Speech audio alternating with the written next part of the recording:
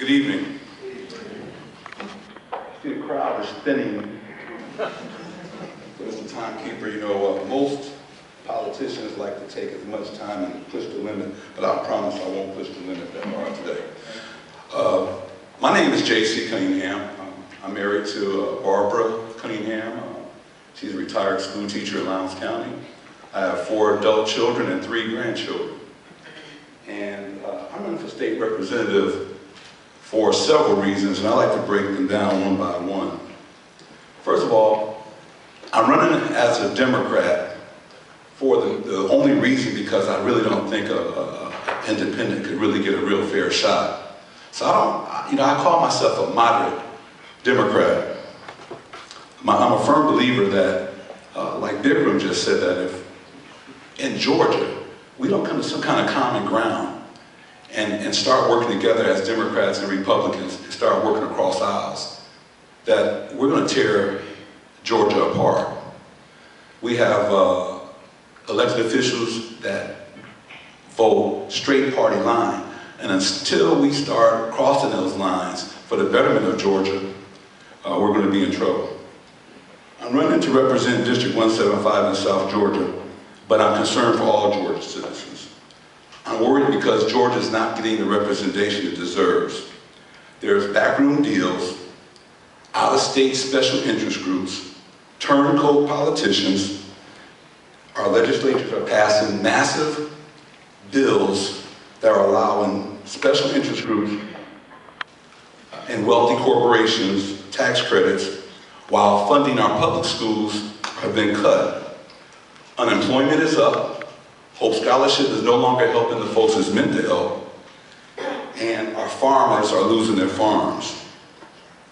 I believe that it's time for the people of South Georgia to have someone in Atlanta who insists that the people of South Georgia start getting their fair share of the millions of dollars that's being spent in Atlanta so that we can create more jobs in South Georgia, to increase our infrastructure, and to bring more corporations to South Georgia. I'm running because I don't owe anybody in Atlanta. I have no problem standing up to big interests, and I will stand up to the partisanship that is now in Atlanta. One of my primary concerns is economic recovery. Currently, unemployment in Georgia is 9.3%, while the national rate is running right at 7.8%. Now, those figures are much higher in rural and southern communities, heavily populated minority communities. For instance, Brooks County, our neighbors, they lead the state of Georgia in lost jobs, percentage-wise, over the last 20 years, Brooks County. Now, what does that mean? That affects not only folks in Brooks County, but it affects Thomas County to the south and to the east, and Valdosta, Lowndes County to the east and to the west, I'm sorry. When Brooks County loses jobs, Lowndes and Thomas loses jobs as well. Plus they lose the revenue that folks in Brooks County used to bring. Now, I've asked our legislatures, why have we not put the emphasis in ensuring that those folks bring jobs back to this region? My opponent, Amy Carter, she constantly says that she's the floor leader, and that's what's really important. But since she's been the floor leader, she hasn't brought any industry to South Georgia. As a matter of fact, Governor Deal just announced 2 weeks ago that Georgia has just set a record for job growth. But you go back and look at his website, and no jobs came below south of Crisp County. It almost seems like we have to apologize for not being in Metro Atlanta. I believe the backbone of South Georgia are our farmers. They have been punished severely for the mistakes of lax immigration enforcement over the last 50 years. I'm opposed to House Bill 87, which is the Illegal Immigration Reform and Enforcement Act of 2011, because it severely hurts small farmers and in some cases have forced them into bankruptcy. Legislation must be written to reform the visa programs to help immigrant workers as well as farmers to ensure that future immigrations is regulated and controlled rather than illegal and chaotic. How am I doing? 30 seconds. 30 seconds. I'll skip to the punchline then. I do have a punchline.